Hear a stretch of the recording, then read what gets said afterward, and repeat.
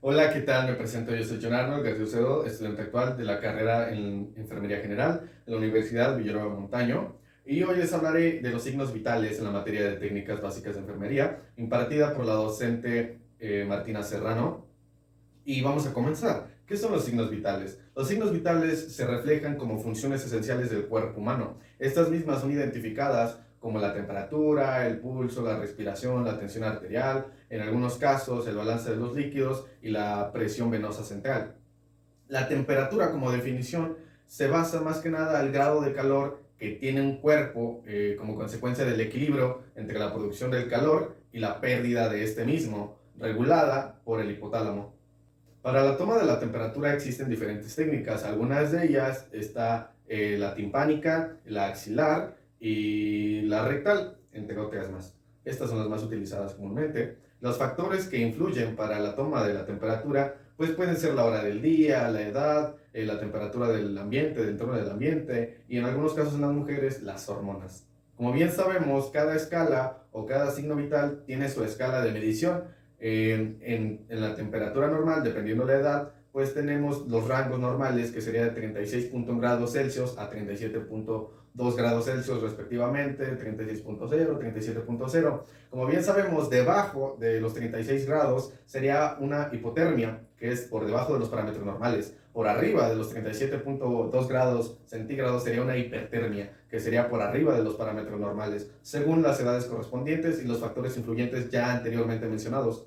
A continuación, el pulso. ¿Qué es el pulso? El pulso se denomina como el latido que se aprecia cuando se comprimen las arterias sobre una superficie. En este caso podemos medirla en la muñeca.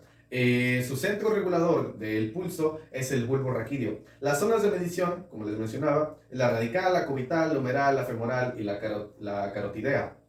Los factores que influyen para la toma del pulso pueden ser o suelen ser el estado emocional en el que se encuentra el paciente o el usuario, si previamente ha hecho ejercicio, la edad correspondiente y si este usuario padece de hipertermia o tiene hipertermia en el momento que es tomado el pulso. Algunas características correspondientes a la toma del pulso vienen siendo la frecuencia de estas mismas, que serían unos parámetros de 60 a 80 pulsos por minuto, o presión por minuto, el ritmo en el que se encuentra, la tensión o la fuerza que ha hecho el usuario o el paciente.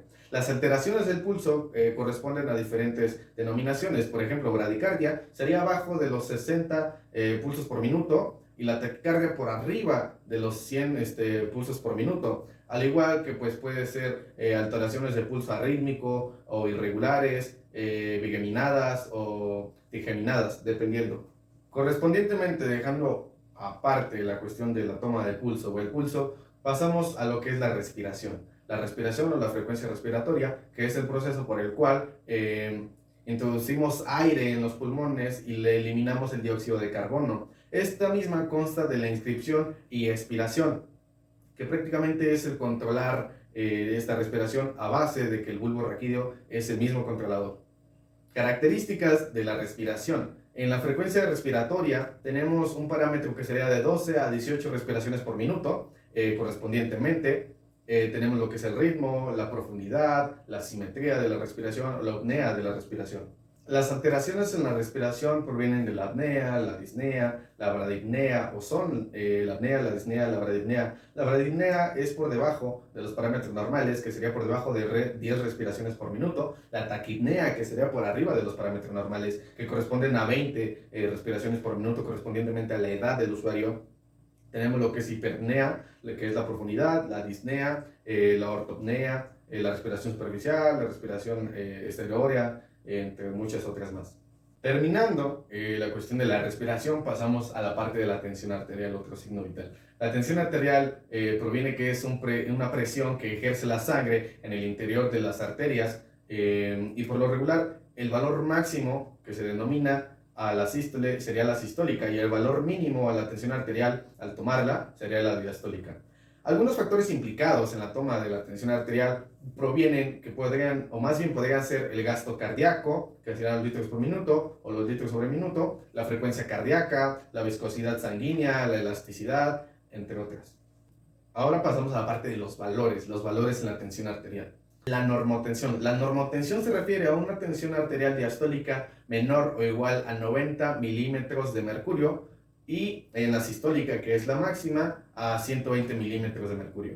La hipertensión. La hipertensión se refiere a la tensión arterial diastólica, que es la mínima, a que sea mayor a 90 milímetros de mercurio, y una tensión arterial sistólica mayor a 140 milímetros de mercurio. La hipotensión, que es por debajo, como ya lo habíamos hablado, hipo de abajo, de los parámetros normales, que tendríamos una tensión arterial diastólica de menor de 60 milímetros de mercurio y una tensión arterial sistólica menor a 120 milímetros de mercurio. La medición de la tensión arterial puede ser correspondiente a una monitorización invasiva o a los diferentes tipos de esfigmomanómetros que hay, el digital, el anaeroideo y el de mercurio. Ya por penúltimo, pasamos a la presión venosa central. ¿Qué es la presión venosa central? La presión venosa central es la medición de la presión en la vena cava o en la aurícula derecha. La presión intravenosa central, que en la vena cava, existen los parámetros que corresponden a entre 6 y 12 centímetros de agua, y la presión intravenosa central en la aurícula derecha corresponden de 0 a 4 centímetros de agua. Por último, para cerrar, tenemos el balance de líquidos. El balance de líquidos se corresponde a una medición de los líquidos ingresados y los líquidos eliminados por distintas vías en el usuario o del paciente. Tenemos los ingresos o entradas y tenemos la ingesta o las perfusiones. Los egresos o salidas corresponden a lo que se ingesta y a lo que sale. Pueden salir de distintas maneras. Puede ser por medio de una diuresis, del sudor, del vómito, de drenajes o de hemorragias. Hasta aquí concluyen la recopilación de información de los signos vitales, los cuales se toman en un ser humano, en el paciente, en el usuario, en nuestro ámbito. Gracias.